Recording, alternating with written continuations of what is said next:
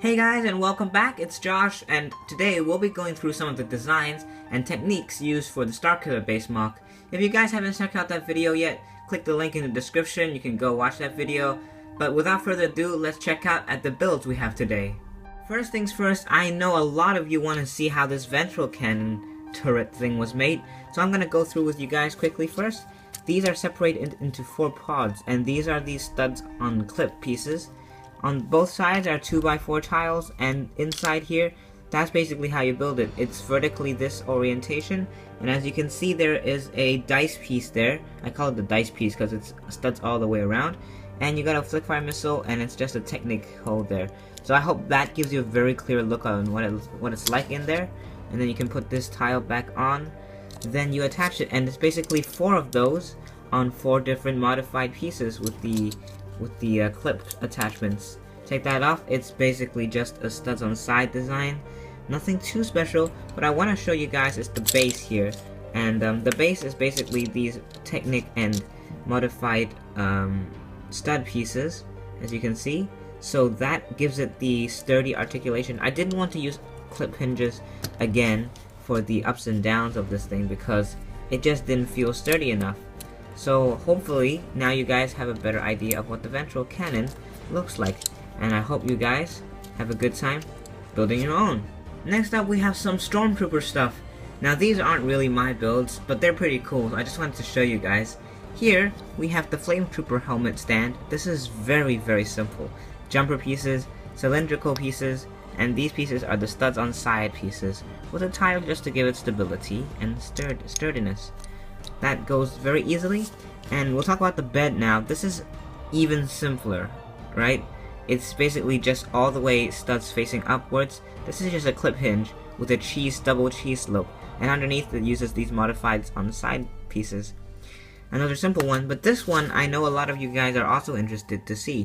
This is the gun rack concept design from Clone Wars, and it's on these clip hinges as well. I love those, and all these are just 8 clip pieces clipping onto the gun racks.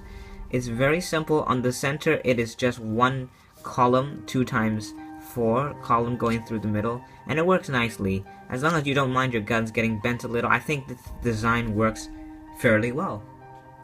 Now time to take a look at some simple yet effective builds. Here we have the General's Armchair, and this works well because it doesn't have a lot to it, but it achieves a great smooth, comfortable look. As you can see, it's on a 2x3 plate, and then it uses this modified piece with a tile and another tile with clips on the end. That's fairly simple, and this one is also a very straightforward design, but it's very effective and very first order / Imperial-esque design. Just a sticker there for the panel and a integrated piece there to give it a little texture so that it looks like it's a bit deeper than it actually is. The hologram table is another good example how the snot technique works very well, and I must say it turned out pretty nice. You use a lot of these light trans blue stud pieces, and you just form different textures on top of this space.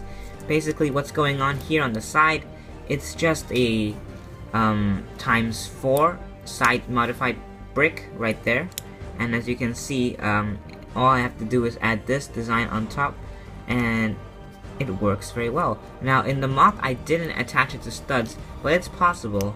You still have the base down there, and it works very nicely. These are also studs on side pieces, so it just gives it that extra stability for this tile underneath. So that works well, and I think it'll work well for your first order command center. Here are some rather easy designs, and anyone can really make this on their own.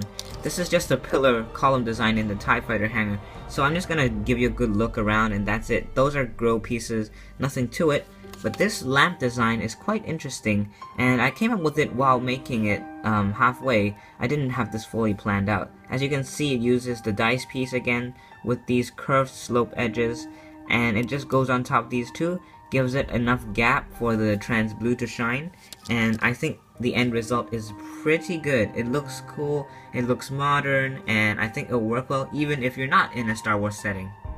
But of course, the most fun I had building this whole mock was this landing pad. This is the TIE Fighter runway, and it was so fun because as you can see, it's a wall, but placed sideways it fits perfectly. with the floor. You take out these lights, and as you can see, it's just a stud on the side design. And these lights are great because they're 2x1 trans pieces, and that's basically the back side of it, just these modified bricks. And it achieves the look very nicely with these slope pieces. So in regular orientation, it'll be like that standing up, but otherwise you can put it as such, and it looks great.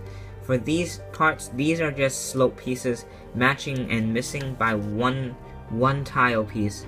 As you can see here, the difference is minimal. I matched them up pretty well. I know these can be further improved by using the other piece, but I didn't have them, and so what I did, the alternative, was place a black object underneath it, for instance a tile, and it covers up the color pretty nicely.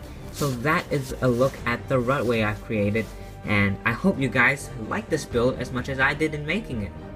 Well guys, that wraps it up for our tips and techniques video today. I hope you guys have learned a little more, and this design video has kind of helped you make your own Star Wars designs.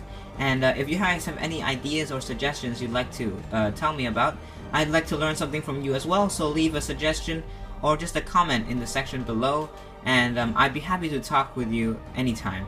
Don't forget to subscribe to see more videos, and I'll see you guys next time. Bye!